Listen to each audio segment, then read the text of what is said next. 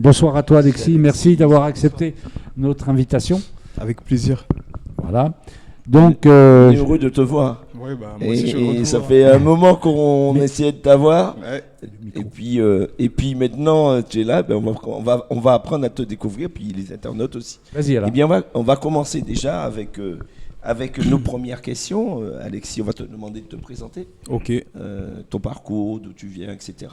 Quel âge as-tu, etc. Ok. Alors moi, c'est Alexis Manet. Je suis originaire de La Rochelle. J'ai 28 ans. Belleville. Ouais, exactement. Belleville. Et moi, je suis formé à Guingamp.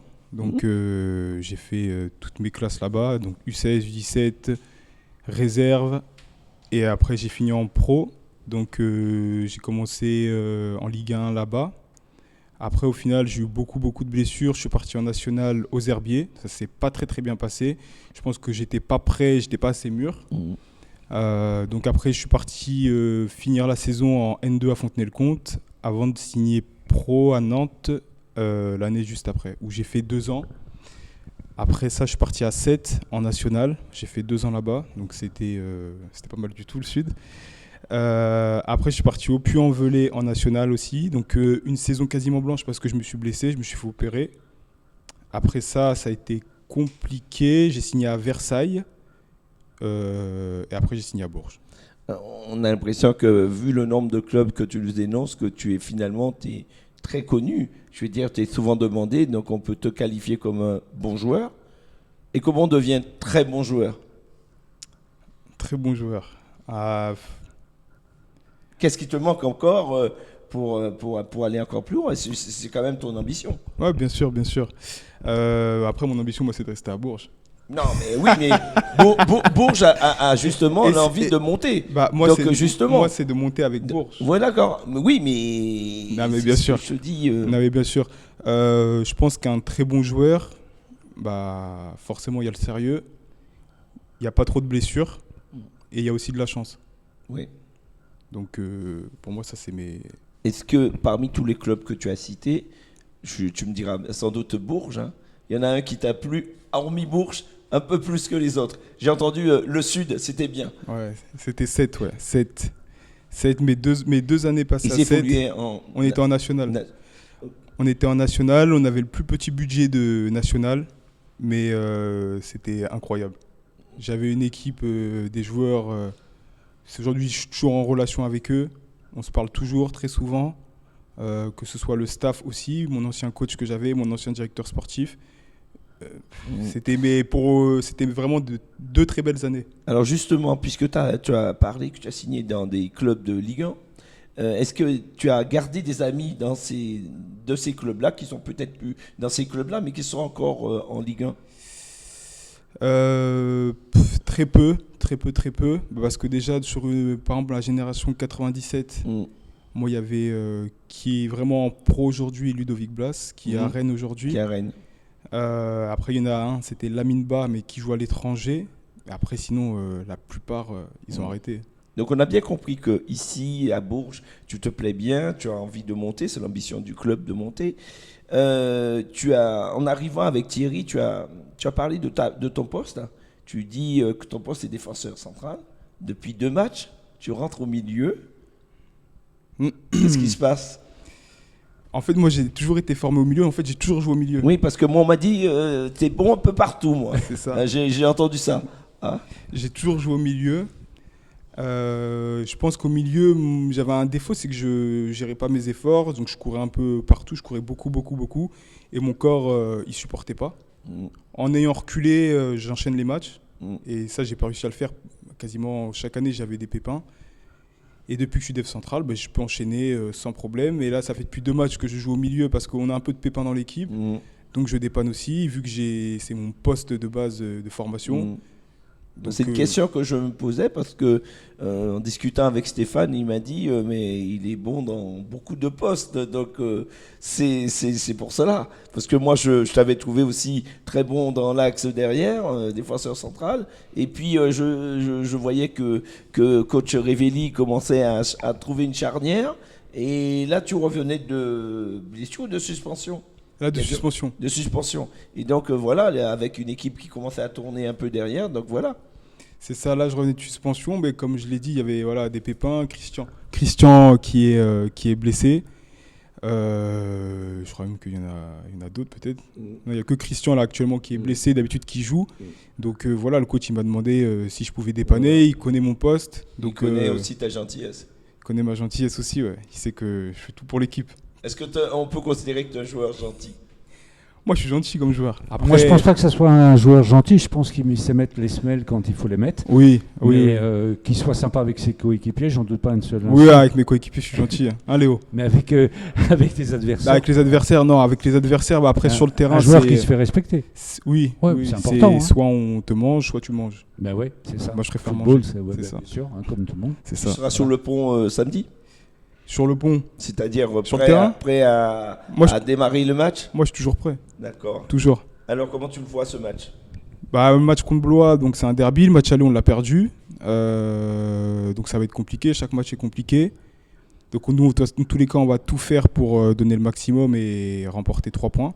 Dans tous les cas, il ne faut pas le perdre. Si on ne gagne pas, il ne faut pas perdre. Donc on va tout faire dans tous les cas pour gagner. Oui, et Blois, c'est toujours été une équipe, bizarrement, qui nous a causé des petits soucis. Donc on espère que samedi prochain, dans 2 jours, tout se passera bien pour les couleurs du Bourges FC.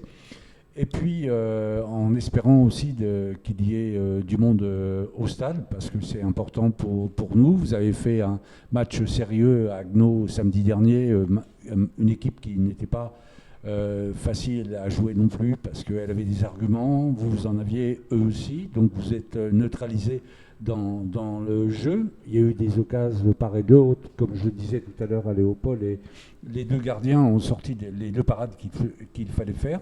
Donc c'est important ce match pour Blois, parce que la victoire, on doit l'avoir au bout du pied, si j'ose dire ça, samedi soir. Car le samedi suivant, on va jouer le match que tout le monde doit attendre, c'est Thionville, le leader. Et je pense que là aussi, on aura du monde au stade. Et je pense que vous, joueurs, vous êtes impatients de jouer ce match contre Thionville, que vous n'avez pas pu jouer il y a un mois. Impatient. Après, avant de penser à Thionville, forcément, on pense à Blois. Bien sûr. Et derrière, on se penchera vraiment sur Thionville. Dès mais que là, le match de Blois est fini, on passe à Thionville. C'est ça, dans exactement. les têtes, c'est ça. Exactement. Est-ce que ce match contre Thionville, c'est vrai qu'on en parle un petit peu, peut-être trop tôt, ce match de Thionville, tu le sens comme un match charnière de la saison? Ça va être un bon match. Ça va être un bon match parce que je pense qu'aujourd'hui, c'est une des meilleures équipes de la poule. Je pense qu'on fait aussi partie des meilleures équipes de la poule. Donc ça va être un très beau match. Et encore une fois, moi pour l'instant, je me consacre vraiment sur le prochain match contre Blois. Après, dans tous les cas, Thionville, ce sera un match comme un autre, peut-être plus difficile ou pas. Franchement, je pense pas parce qu'on aura forcément une envie de les rattraper en termes de classement. Mais de toute façon, le championnat ne sera pas encore joué. Il restera derrière une dizaine de matchs. C'est ça. Donc, il y a encore des choses. J'aimerais revenir sur le match de Haguenau, parce qu'en le commentant, on avait l'impression, tous les trois, que Haguenau avait décidé finalement, quand ils ne pouvaient pas gagner le match, de reculer leur base. Et puis c'est tout à la fin qu'ils ont tenté le coup pour pouvoir gagner sur la fin, en faisant rentrer des attaquants. Est-ce que tu as ressenti ou tu as perçu la même chose? Moi, ce que j'ai ressenti pendant le match, c'est vraiment que c'était tactique. C'est un match qui était très tactique. Il n'y avait pas du tout d'attaque-défense. C'était vraiment une équipe était en possession, l'autre équipe défendait, attendait de récupérer le ballon, on se remettait en place. Et c'était vraiment un match tactique. Beaucoup dans le contrôle. Exactement. Exactement. Alors moi, je vais te parler d'un autre sujet que le football. C'est que tu as une particularité, c'est que tu joues au foot à un haut niveau, en National 2, mais tu as aussi déjà pris du recul par rapport à ça dans ton esprit, en te disant qu'il fallait que tu assures l'après-football, et tu as monté déjà une société. Et au niveau, moi je trouve que ça c'est super au niveau social, parce que c'est quelqu'un qui en veut, quoi. Hein, et comme tu disais, soit on mord, soit on meurt, hein, tout à l'heure. Et ça, c'est un truc qui te trottait dans la tête depuis longtemps Ça, c'est quelque chose qui me trottait en tête depuis longtemps, parce que j'ai toujours voulu lancer des petits business à côté du foot, parce que je pense que j'ai vraiment un esprit entrepreneurial. Donc quand je suis arrivé à Bourges, je me suis dit, bon, cette année, je vais lancer quelque chose à côté, plutôt que de faire entraînement le matin, rentrer chez moi, jouer à la PlayStation, etc. Je me suis dit, autant préparer l'après-carrière, on ne sait jamais ce qui peut arriver. J'ai eu beaucoup de blessures dans ma vie. Le foot, ça dure un temps. Mais après, qu'est-ce qu'on fait ? J'ai parlé avec des personnes qui étaient un peu plus âgées que moi, qui, quand ils arrêtaient le foot, ils ne savaient pas quoi faire. Ils pouvaient parfois partir en dépression. 3 mois, 6 mois, 1 an. Et moi, ce n'est pas du tout le cas. Juste, je savais un truc, c'était qu'après le foot, je n'ai pas envie d'avoir un patron. Je veux être mon propre patron. Demain, si je fais quelque chose, si ça marche, je veux me dire que c'est parce que j'ai sué. Si ça marche pas, c'est parce que j'ai mal fait ou c'est parce que c'était pas la bonne chose à faire. Oui, ou des fois, dans la vie, quand on échoue, c'est pour apprendre aussi. Hein. On apprend toujours. On apprend toujours. Pour moi, il n'y a jamais de... La vie est faite pour apprendre. Hein. Chaque jour, on apprend. Exactement. Tu arrives à bien partager ton temps entre ces deux activités ? C'est ça. Surtout l'année dernière, c'était un peu plus compliqué parce que c'était vraiment le lancement. Donc, je travaillais, j'étais tout seul. Et aujourd'hui, j'ai une bonne petite équipe qui travaille bien. Donc au final, moi, mon rôle, c'est vraiment de contrôler, faire des devis, des factures. Du management. Ouais. Et je suis avec ma femme aussi qui est là, qui m'accompagne. Aujourd'hui, c'est mon bras droit. Elle fait tout ce qui est administratif, elle les chouchoute un petit peu. Moi, je suis plus là pour leur taper dessus, mais on est vraiment une bonne équipe. On est vraiment une bonne équipe, donc ça se passe pour le mieux. Tu as vraiment l'esprit d'un compétiteur. Hein. Mais tu sais que dans la vie, il faut avoir un bras droit, mais n'oublie pas d'avoir un bras gauche, parce que moi, j'ai été le bras gauche de quelqu'un pendant des années. Voilà. On te remercie d'être venu. On va faire un petit coucou. On va faire un petit coucou à Chersila qui nous regarde. Et on va appeler Léopold à nouveau parce qu'on va faire une petite annonce, si vous le voulez bien, messieurs les joueurs de la N2, même si Léopold sera dans les tribunes samedi soir. Il sera avec nous dans notre cabine, dans notre cabine de pilotage. D'inviter les Berruyers à venir samedi soir au match. Donc on vous laisse la parole. Vous leur passez un petit message. Pour les Berruyers samedi soir. Moi, le message que j'ai à vous dire, c'est venez nous encourager. Quand vous êtes là, on est plus fort.